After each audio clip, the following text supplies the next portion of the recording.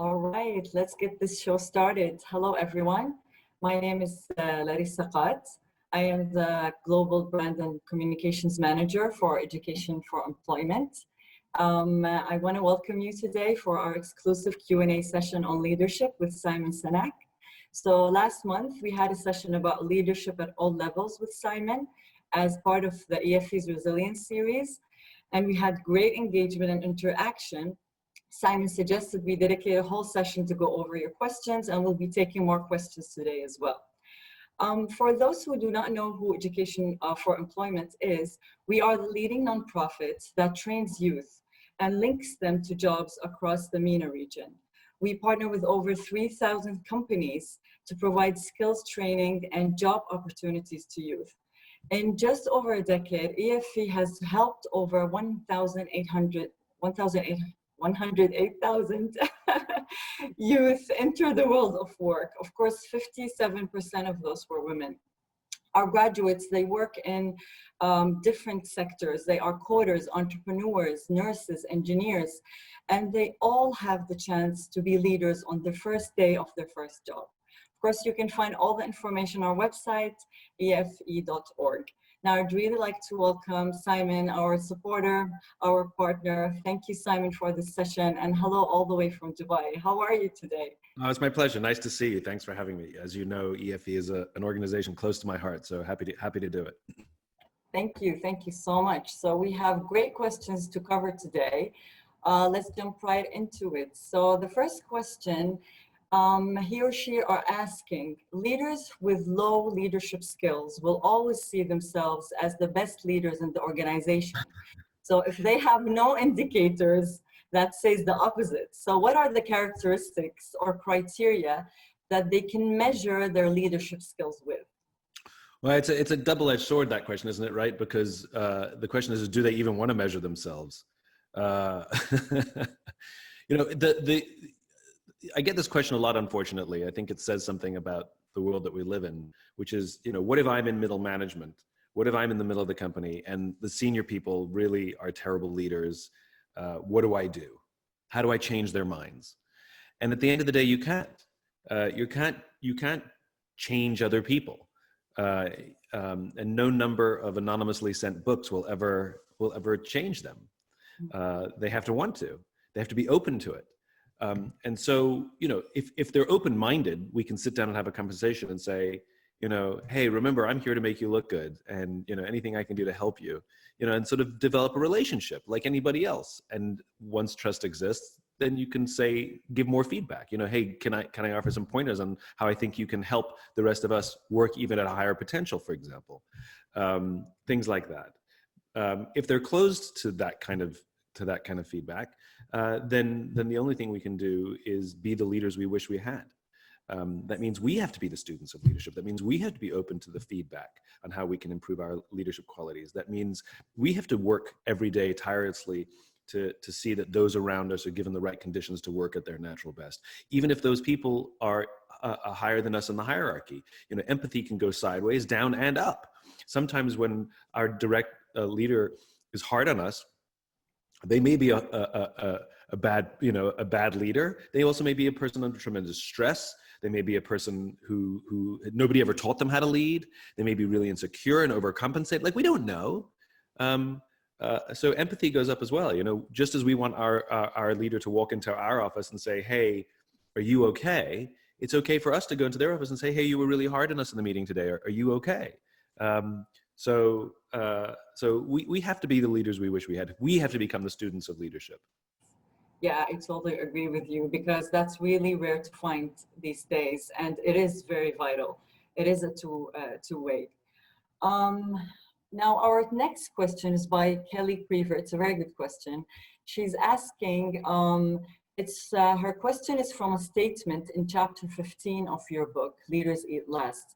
The statement says, there is no such thing as virtual trust. As we all have to pivot our last 4 months, are there true examples of virtual trust occurring? And are your thoughts on virtual trust the same as when you wrote the book, or have they shifted? So one of the things that going into quarantine has shown all of us is that the tenets of good leadership are now as important as ever. They haven't changed. You know, people are like, well, what has changed about leadership? And these, nothing. If anything, the most important parts are doubly important. And that's the human stuff. So for example, whether somebody was an effective or ineffective leader prior to COVID, when COVID showed up, many of them, you know, leaned on their humanity. They picked up the phone and they called their people one by one and said, are you okay? I'm worried about you.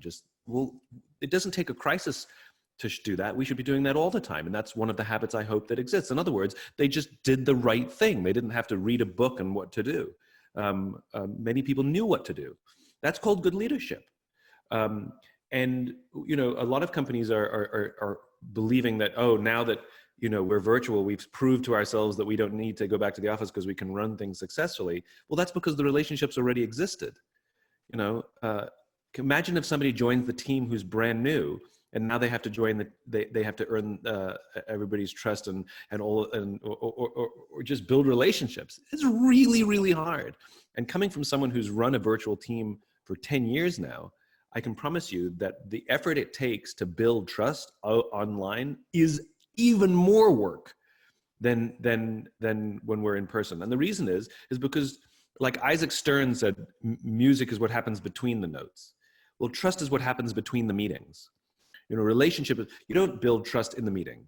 You build trust when you walk into the meeting, when you walk out of the meeting, when you walk past someone in the hallway, when you say, hey, do you want to get lunch? When you stop them and you're like, oh, I meant to tell you. That's all these innocuous little things add up to trust, like any friendship, like any relationship. It's not the major events, though they're important. It's really the space in between that's so important. And we don't have that space in between. We only have the meetings when it's virtual. And so one of the things we have to do in a virtual scenario is we actually have to plan those in-betweens. There should be sessions where we're not talking about work. We're just like talking about what's on your heart, what's on your mind.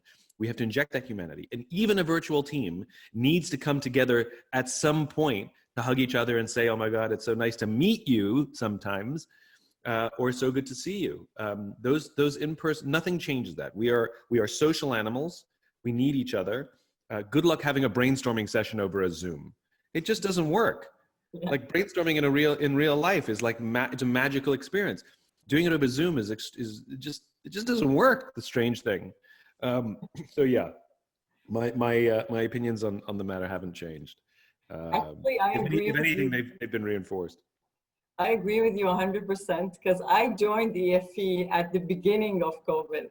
So basically, I've been working in the virtual world from the beginning. It's hard. But yeah, because I'm fortunate enough to have great leaders at the organization, and everyone's been so welcoming, and it is more effort. And but when you find that support, when you find that interaction, even on Zoom, because that's all we have right now, it does make a big difference. I believe that energy shows even within an email when you're typing. So I was fortunate enough, but I totally agree with you because it is harder, but what should we do? We have to be resilient, right? And eventually you'll want to meet people.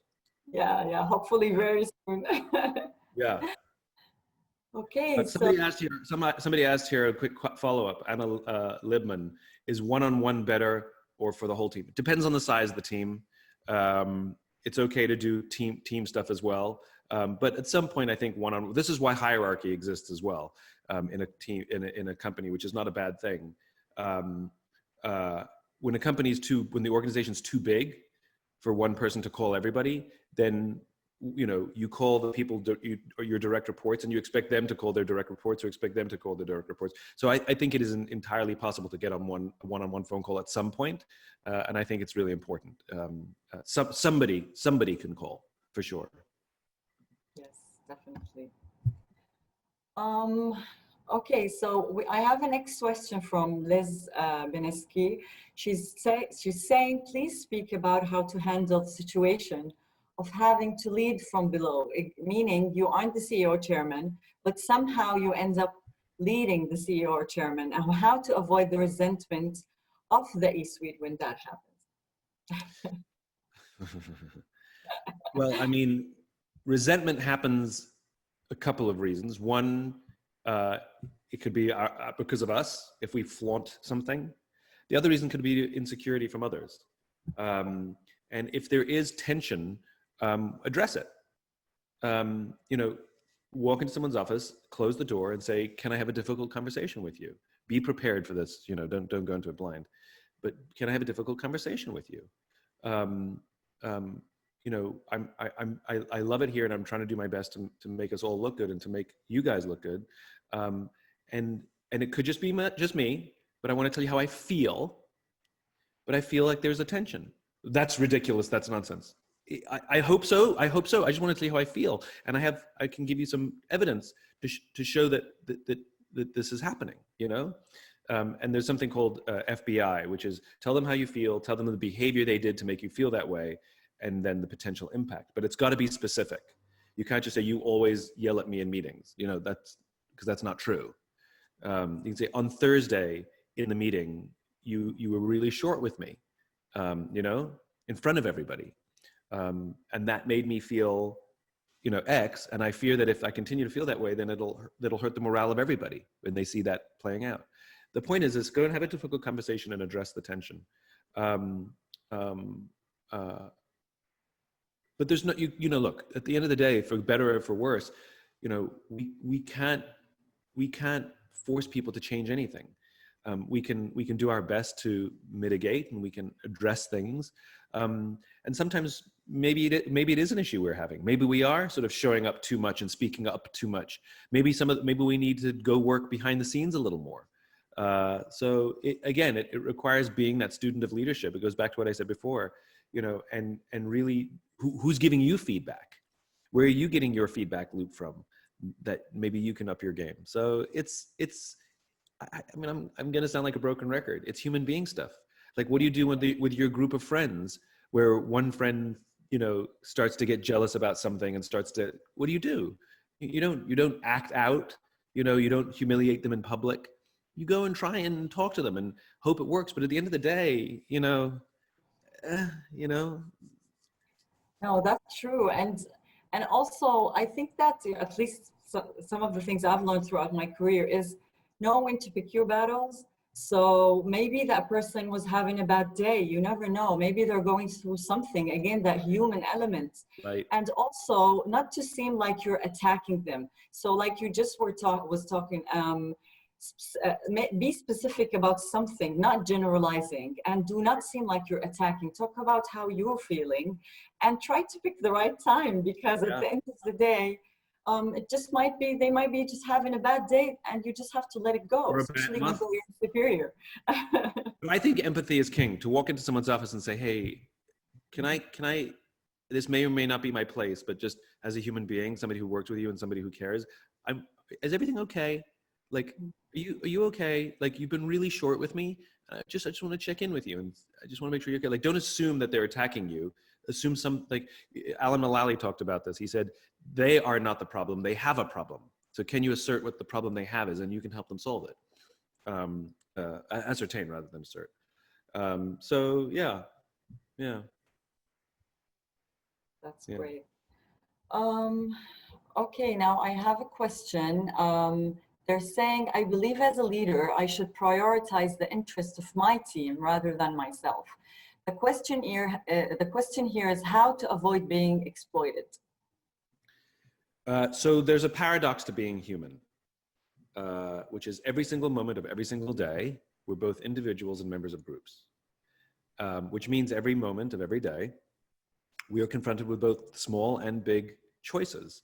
Do I put myself first at the sacrifice of the team, or do I put the team first at the sacrifice of myself? Right? And there's a whole school of thought that says you have to put yourself first, because if you're not taken care of, you can't help the team. And there's another school of thought that says, no, you have to take care of the team, because when you're in need, you need the team to be there for you. And the answer is you're both right and you're both wrong.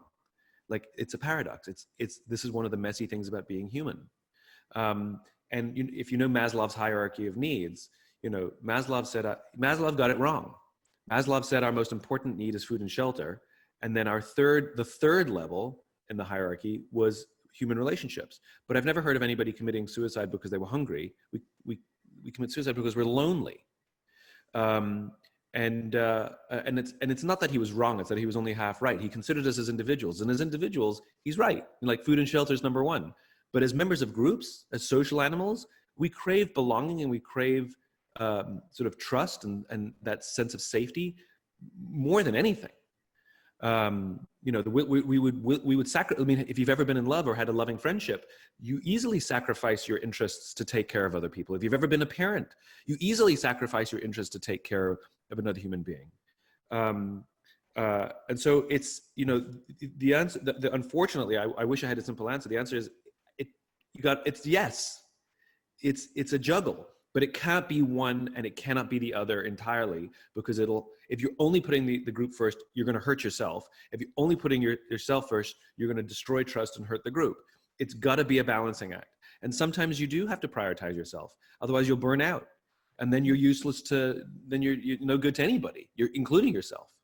So it is a balancing act. And the more you're able to find that balance, and if people see that you're trying hard and you are willing to sacrifice for others, then the times that you need to be a little selfish, like I need to take some time for myself, people will rush in and say, we'll help you, don't worry. But it's this. I believe there needs to be a slight bias, like 51%, to thinking about others. I think that even just thinking about the impact of our decisions on others. Okay, if you need time off, I get it. But tell people, I'm going to take some time off, as opposed to just disappearing. And you know, you got to think of the impact of your decisions on other people. I think that's essential as social animals. And I think it depends on the situation as well. Sometimes, you know, you have to see, like you were just mentioning, if it's going to affect you and your job and you're going to lose your job, then you can't help them anymore. So sometimes you really have to study the situation and see, you know, who you have to prioritize at that point. That's true. There is no right or wrong, you know, in this situation. I totally agree. So next we have a question from Grace Alonso. Do you think that millennials are better at thinking of others and being conscious of helping to be a positive influence in the world? That's a loaded question, isn't it? I think that millennials and the younger generation, the Gen Z also, are much better than older generations at, I think they're a much more accepting generation. I think they don't really care where you're from. They don't really care, like, if you're an immigrant. Like, they seem to be more accepting of others who don't look like them or sound like them.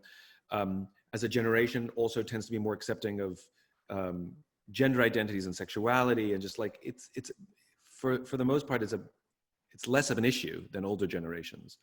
And sometimes it's a big nothing, which is sort of amazing as well. I think older generations can learn from that.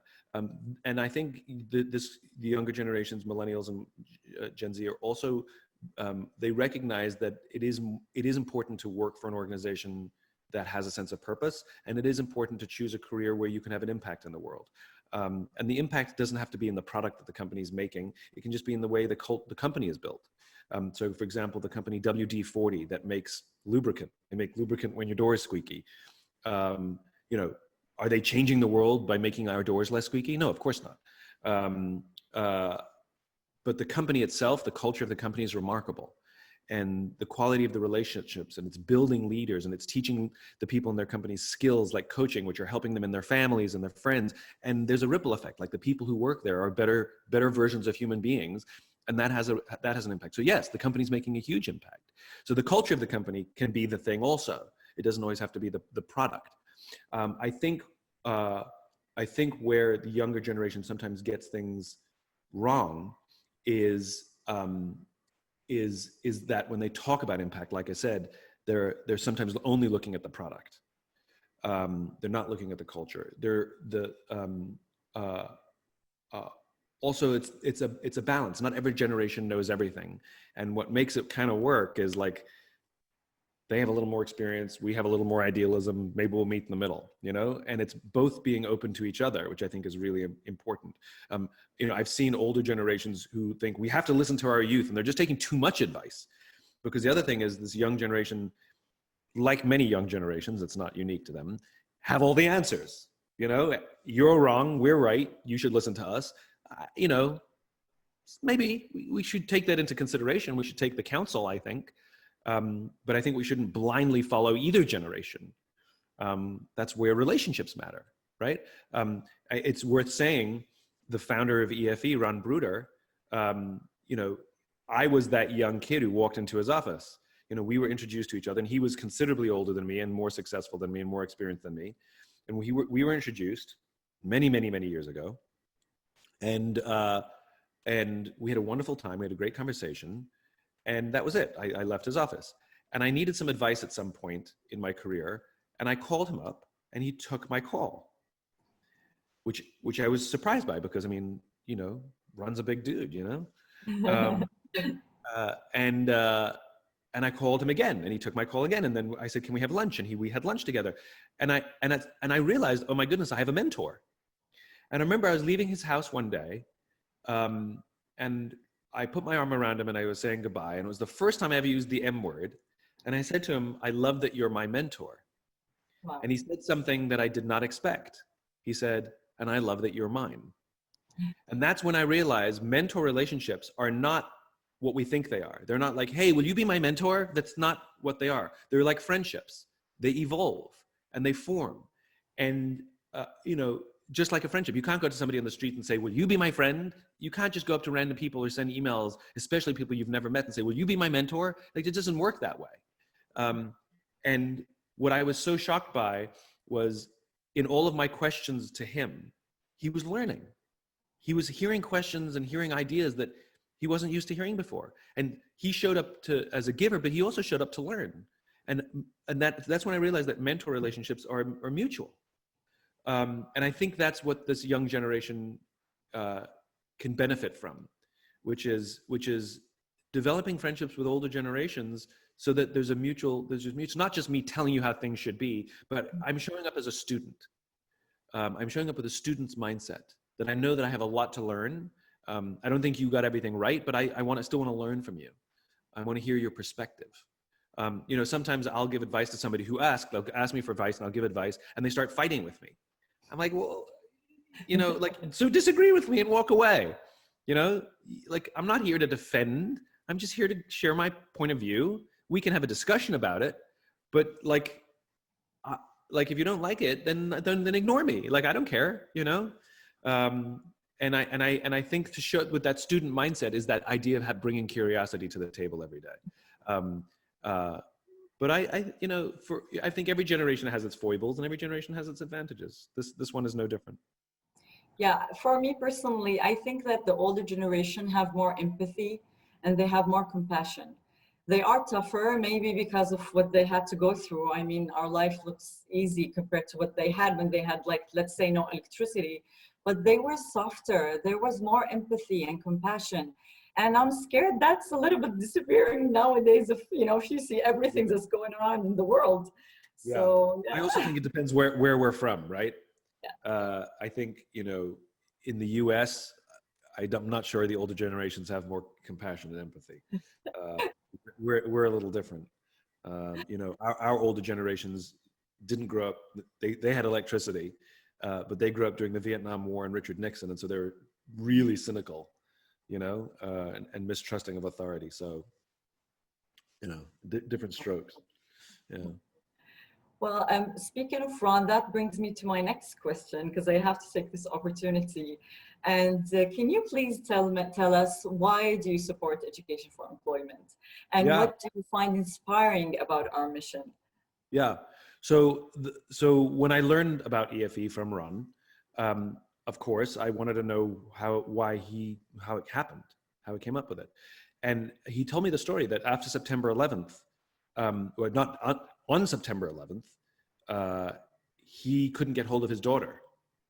And he went into, like any parent would, went into sheer panic because she was supposed to be downtown that day.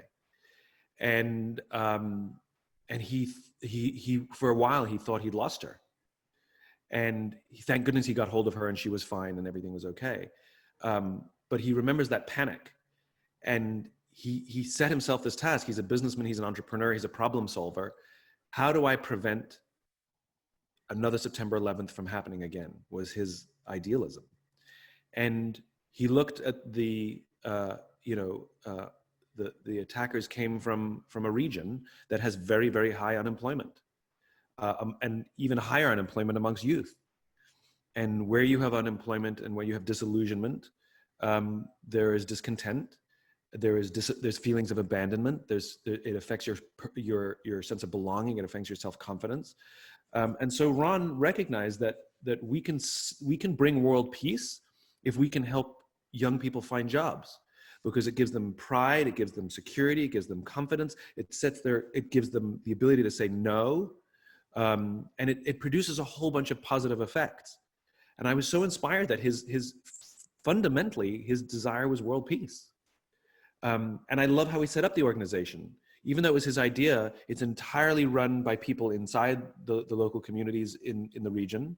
It's not run from America. You know, he came up with the idea, and then he entrusted people to build the regions locally.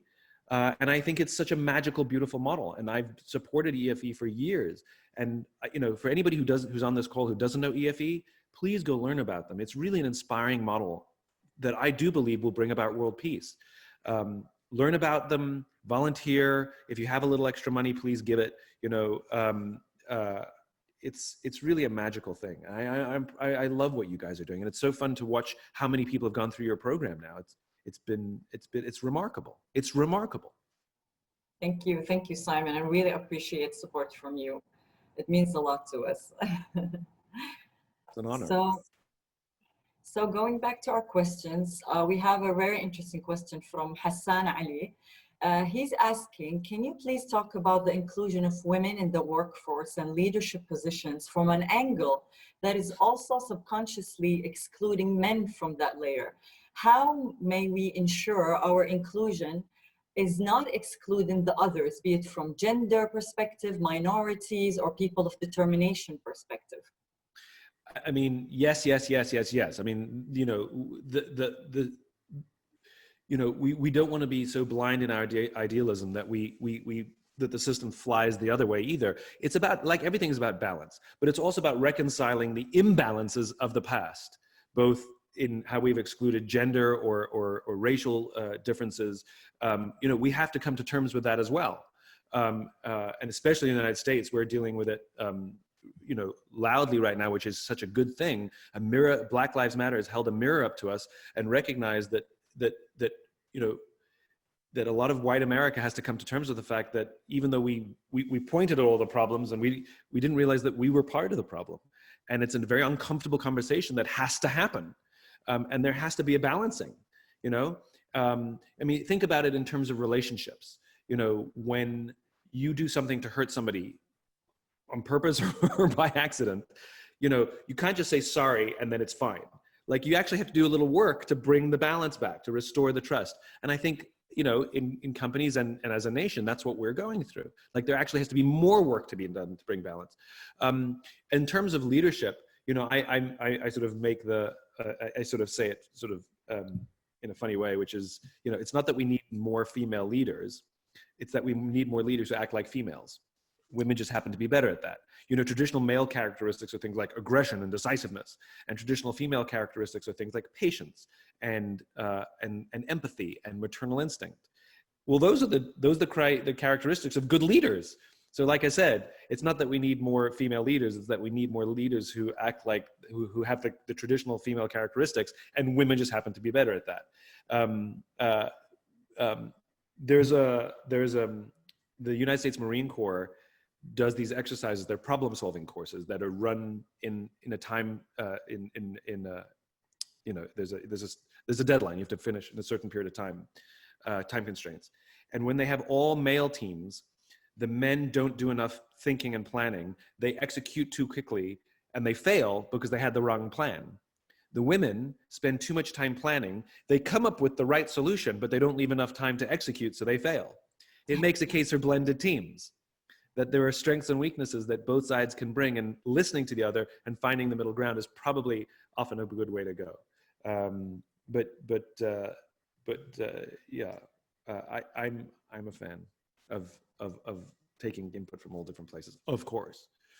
Of course, I mean, at least for me, I feel like it should be, may the best person be that leader or take that job opportunity. Whether you're a man, you're a woman, you know, it just has to be the best person. But if we actually have equal opportunities, if the job opening does not, you know, like specify, or if the organization has also provides equal opportunity for men and women, and make the best person candidate take that position.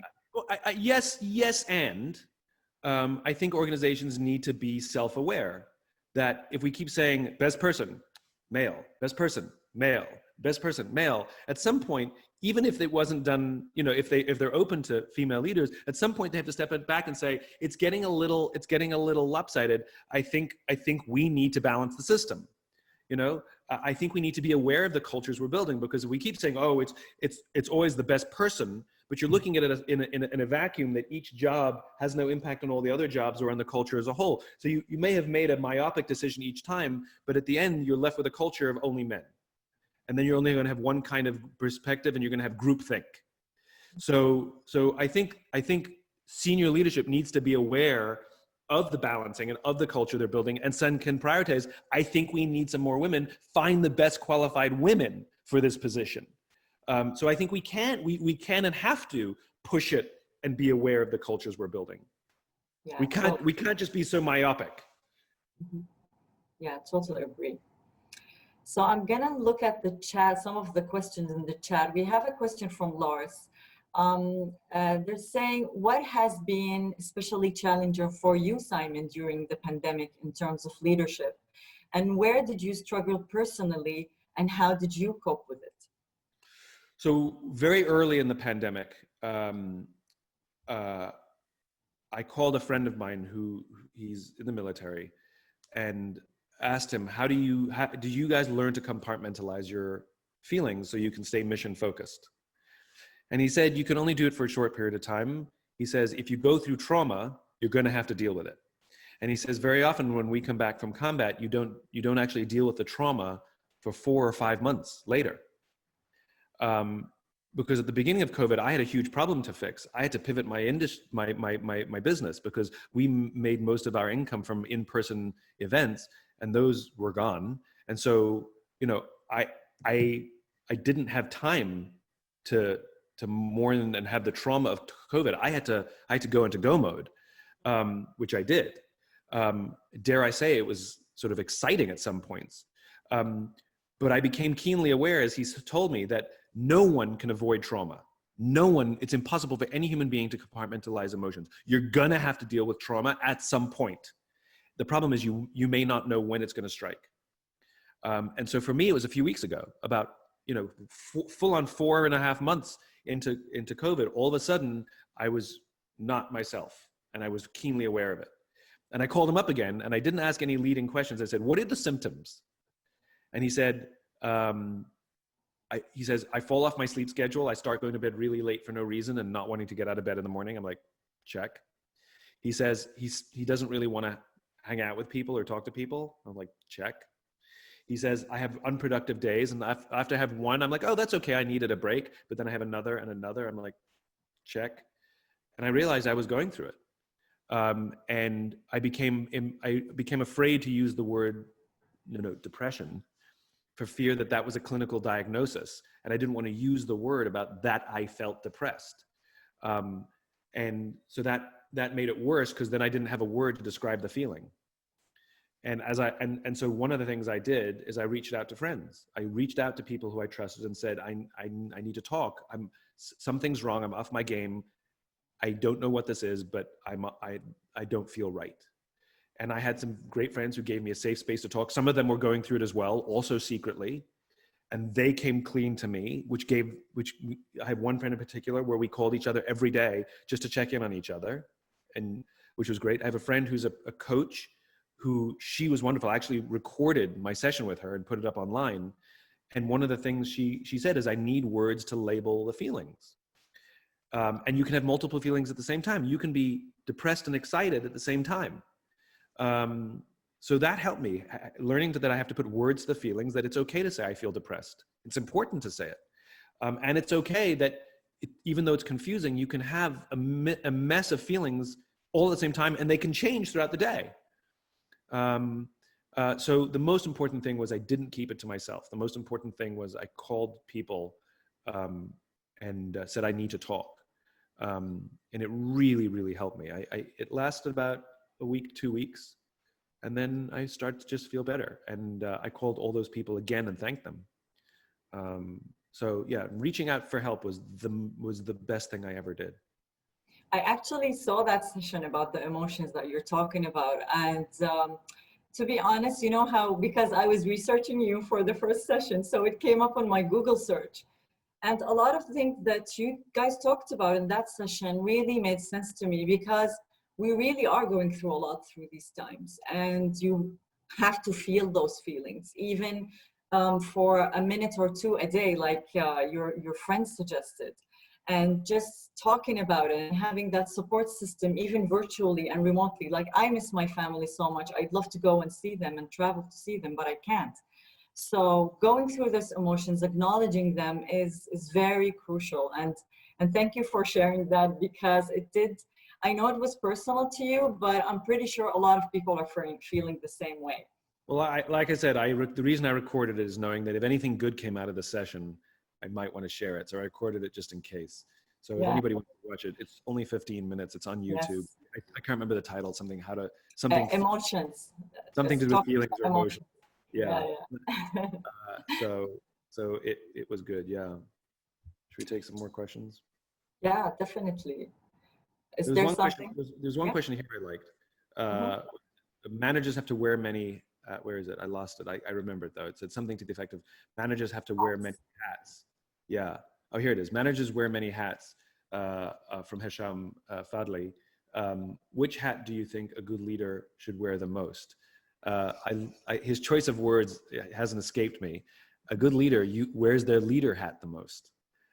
You can't manage people. Nobody wakes up in the morning to be managed, as my friend Bob Chapman says. They wake up in the morning and want to be led. You know, you can manage a process, you can manage a company, but you can only lead people. And so that if you're in a leadership position or not, leadership does not come with rank. Leadership is the responsibility to take care of those around us. And we can lead from the bottom. We can lead from the middle. We can lead from anywhere. So somebody who wants to be a leader, who chooses to be a leader, wears their leadership hat every day, even if they have things to do. Think of it like being a parent. You know, you still have to, do the dishes, and you still have to make food, and you still have to provide, and you still have to clean the house, but you also have to be a parent. And your parent hat is like your leadership hat, and your manager hat is like, I got to get everything done. And sometimes it's stressful, but at the end of the day, and sometimes if we get it wrong, we feel bad. Oh, I'm screwing my kids up, but it's the same tension. And at the end of the day, you're always a parent. That's 24 hours all the time. You can't stop being a parent, but you can stop being a manager now and then. You can put the chores aside for a second because you have to deal with somebody who's struggling. It's the same thing. Leadership is a 24/7 job. Yeah, it's a great question. I have a question about listening skills. Yeah. So they're asking, if we have an aggressive speaker in a meeting or a forum, how can we be active and patient listeners, but also make our point without losing the opportunity to speak? Wow. That's a great question. I thought it was going to go in a completely different direction. There are cultural nuances, of course. How we show deference to our elders or to people in positions of seniority definitely changes from culture to culture. In some cultures, it's extreme. You say nothing, in some cultures it allows for those contributions, sometimes even interruptions. So I think working within the confines, if the culture is very respectful, I think to ask, may I share a point of view, and may I offer an idea, I'll tell you one story that I learned though, the hard way. I was young in my career, and I worked for a big company, and the senior client was coming to the office, which means all of the senior people on the account would have a meeting with that client. Of course, all the senior people get together. And they invited me into the meeting, not to contribute. I was there to run the PowerPoint. That was my job. But they were talking about things that I actually knew more about because I worked on the day-to-day. So I actually knew more of the details than anybody in the room. And so things would come up, and I said things not because I wanted to make myself look good, but I actually wanted to give help. I wanted to contribute the right answer. So I would contribute throughout the meeting. At the end of the meeting, one of the senior partners, who was like my work mom, we were walking out of the meeting, and she put her arm around me, and she said words to me that I've never forgotten, and I live by to this day. She said, 3/4 of an answer is better than an answer and a half. Wow. And sometimes things get said in meetings, they're incomplete and they're imperfect, and you know what? It's fine. It's fine. And so the question that I think we have to check ourselves is, why are we speaking up? Are we speaking up because we want to be heard? Are we speaking up because we want people to notice us? Or are we speaking up because we're genuinely contributing something that doesn't make it an answer and a half, that there's something new that has not been addressed that genuinely helps the group? And if you have a giver's heart and a giver's mentality, and you remember the advice that 3/4 of an answer is better than an answer and a half, I think the opportunities become self-evident. And sometimes it's better to wait till the very end. You know, sometimes speaking last is kind of amazing, because otherwise you're speaking lots and you're looking for all the little empty gaps. And you can refer to something. Just what I do sometimes in meetings, especially when it's with a lot of very senior people, is I write notes. And at the end, if they say any last points from anybody around the room, I raise my hand and say, you know, earlier in the meeting, you said this, and I wanted to just point out that sometimes this happens. We also talked about this, and I just sort of make 2 or 3 big points based on my notes from much earlier on. And that's been very, very effective. Wow, that's great. Great tips, Simon. I have a really good question. They're saying, I personally feel leadership is an overused word. I think stewardship should be mentioned more, but I know these are 2 different words. Can you please shed some light on this, the place of stewardship and how it relates and affects leadership? It's from Tonit Ofek. I mean, you're right, but it's a semantic game. I mean, you know, this is why I talk about the concept of why. It's because I got tired of having the conversation with people. What comes first, vision or mission? One of the problems is there's no standard definition of what vision is, and there's no standard definition of what mission is. And so people have the different definitions for the same words, or the same definition for different words, which means there's confusion. And so we end up telling each other the definitions of terms so often. Purpose, brand, positioning. Sometimes it's all the same thing, you know, very often. It's because these things lack standard definitions. So that's why I called it the why. Because I'm like, because I talk to people who believe mission comes first. And I said, what's mission? They said, it's why we get out of bed in the morning. I talked to people who believe vision comes first. I said, what's vision? They said, it's why we do what we do. I said, okay, so we can call it the why. We can all agree.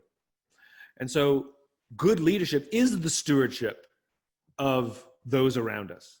It is the stewardship of the precious lives in our care. I mean, that is what leadership is. And I think he's right that very often leadership is a misunderstood term. So if he believes that it is appropriate to change the term for clarity, fine. And in this particular case, because there's no getting away from the fact that we have leaders, we want to be led. Nobody, because you know, there's also a verb. Nobody wants to be stewarded, you know, though we want to be the stewards of. I don't want to be stewarded. You know, we want to be the leaders of, but I also want to be led. So I haven't found a better word than leadership or leader yet. And so, you know, I work to talk about the definition of leadership, which includes stewardship. Make a judgment call at the time, but you know, I don't exclude the word leadership, because sometimes people do get the definition right. Like I said, I even though I've made a career of changing the words for clarity, I usually use completely different words that are not in the vernacular. And in this case, leadership, I haven't found a better word. It's a good word. But speaking of that, that gets me to my next question. Can good followers make good leaders? This is from Nahla Jeff. Oh, such a great question. I got to tell you, credit to your audience. These are some of the best questions I've had from a group. These are fantastic. Wow, thank you. And we're going to do this one as well in a minute. How do you deliver bad news to your team? The best leaders are the best followers, because the best leaders believe, even if they're at the highest levels of an organization, believe they are in service to something even bigger. And so the irony is, the best leaders actually are the best followers, because they never think it's about them. It's always in service to something else. And at the end of the day, that's what you want. And some of the best followers say, I believe in that vision. I think my leader has vision that I want to follow, and I'm going to do my part to bring others with, and then they become the leader. So it is a beautiful symbiotic relationship of leader, and you call upon your leadership qualities when it involves taking care of people, and you call upon your followership strengths when it comes to putting your interests aside for a moment and understanding that there are things bigger, and it keeps you humble when you see yourself as a follower as well. So yeah, it's a symbiotic relationship. And I love how you say that, because, not everyone's good at everything. And I think that a good leader also recognizes their weaknesses and their strength. So if you can see someone who's doing something better than you in one aspect, bring them along as a leader as well. It doesn't mean being a leader that I'm the boss, no one else can actually be a leader in the same department or organization. No, you have to recognize people for their strength as well. That's also makes you a better leader. And there's a difference between leading the company and leading the project. So for example, on our team, there's somebody who might be more junior who's leading some sort of social media project, and I'll call them up and say, listen, I work for you. This is your project. You're the one who's accountable.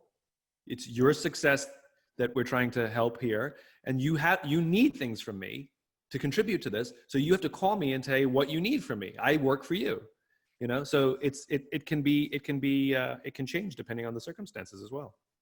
Definitely. So the question was how to deliver bad news to your team. Yeah. So honestly is the answer. One of the things that I completely disagree with is this concept of the sandwich.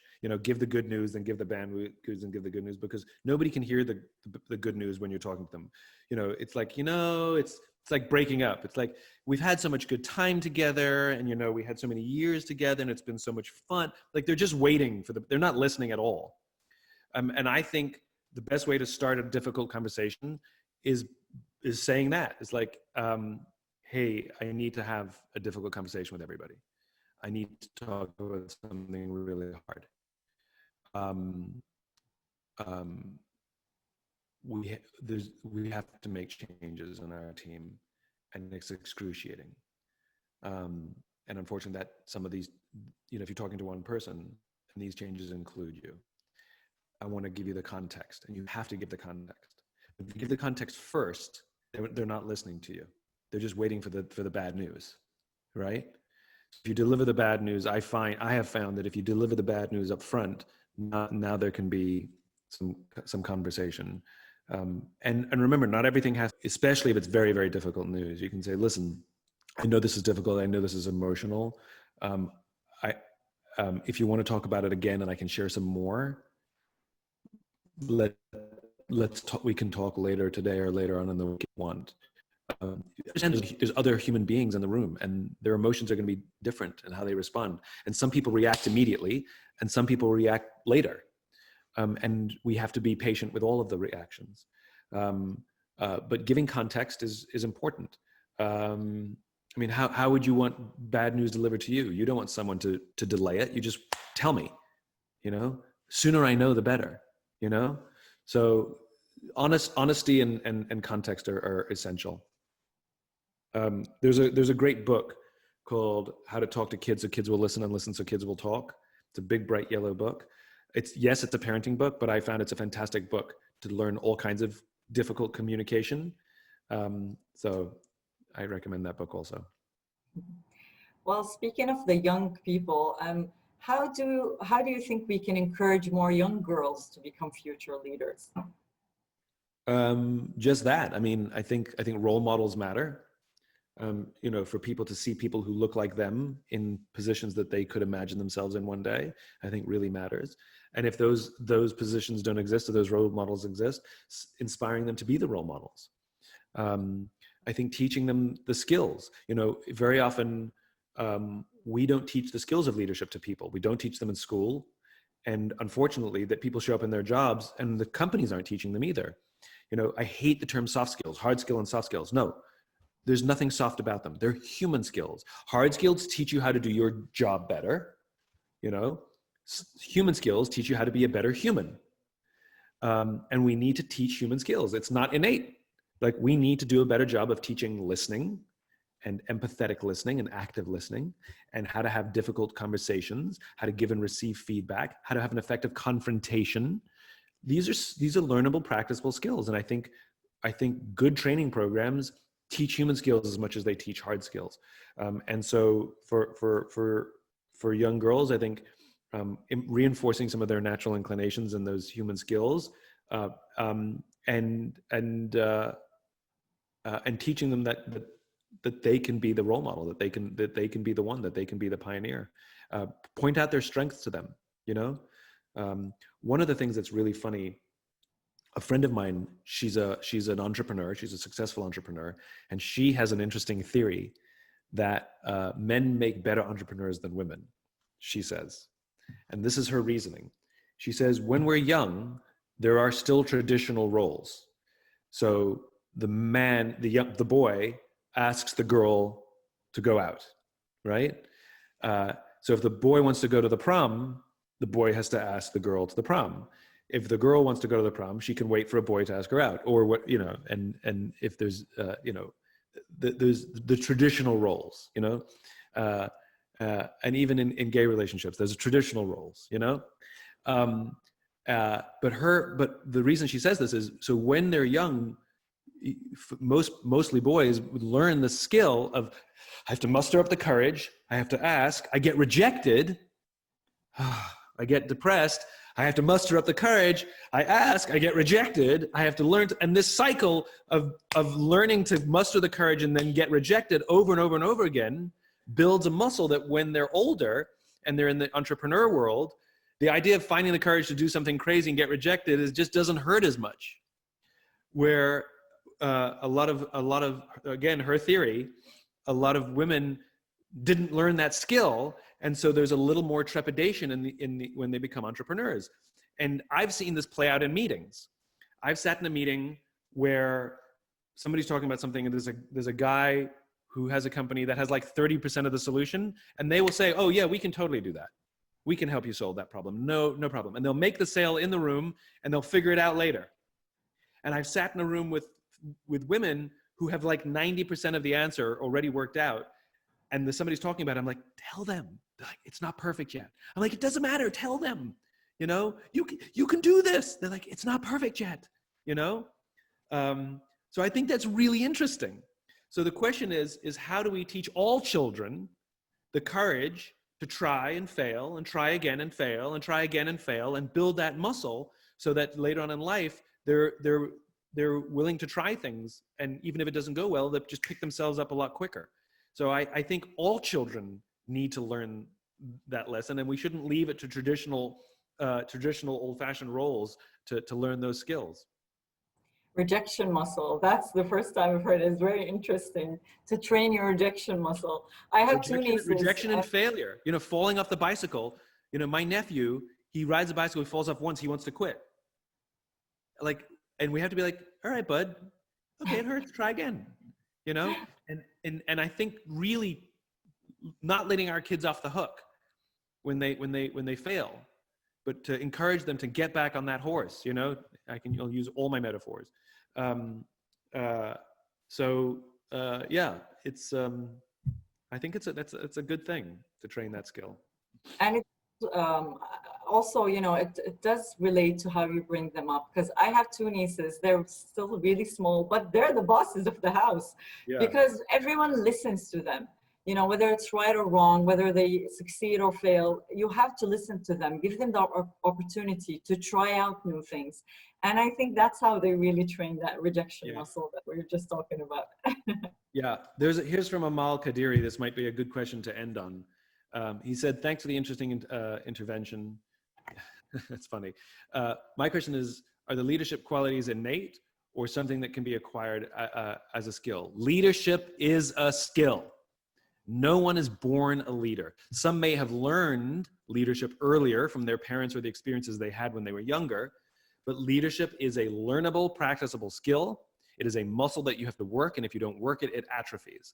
And all the best leaders I've ever met, none of them consider themselves experts. They all consider themselves students. And so learn about it, read about it, go watch videos about it. You know, there's TED Talks, there's YouTube videos. It's a real subject. Read articles about it, practice it, have conversations with friends about it. No one is strong enough or good enough to be a leader by themselves. You need a leadership buddy. You know, you need somebody at work or outside of work that you can call and say, hey, I tried this today and it didn't work. Can I talk about it with you? Or I did this and it worked. I need to share this with you. And you need to be talking about it with people constantly. When I go out with some of the leaders that I admire the most, that's what we talk about at dinner. We actually just talk about leadership the whole dinner because that's what we're interested in. It's a subject that has to be learned and practiced. So absolutely, Amal. And, I always think about leadership as a capacity like parenting. Like everyone has the capacity to be a parent. Not everybody wants to be a parent, and not everybody should be a parent. Leadership's the same. Leadership is a capacity that you can learn. Not everybody wants to be a leader because it's the responsibility to put others sometimes before yourself. And not everybody should be a leader. They don't have the skills. They don't have the mindset for it. But if you're interested in it, as my friend George says, the first criterion to being a leader is you have to want to be one. So if you want to be a leader, you got to study, you got to practice. Yes. And you know, this question was repeated even at the last session as well. So thanks for shedding the light on that and answering it. And I think that's all the time that we have right now. Thank you so much, Simon, for another great session. And thanks everyone for joining in. I wish we had more time. We have a lot of questions too that just came in. I know. I feel bad. I wish I could get to all of them. Thank you everyone for showing up. And please, please, please, if you don't know EFE, please check out EFE.org. You know, what they're doing really is world peace stuff. Check it out, EFE.org. And if you volunteer, support, tell other people about it. And if you have a little extra money, please give. It's a very special organization. Thank you so, so much. Thank you, Simon. And thanks everyone for joining in. And you just said my closing remark, so I don't need to repeat it again. Have a great day, Simon. And we're looking forward for more sessions. You know, maybe we have some more surprises for your fans and everyone who's watching EFE. Sounds good. Thank you. Thanks so much. Bye. Bye.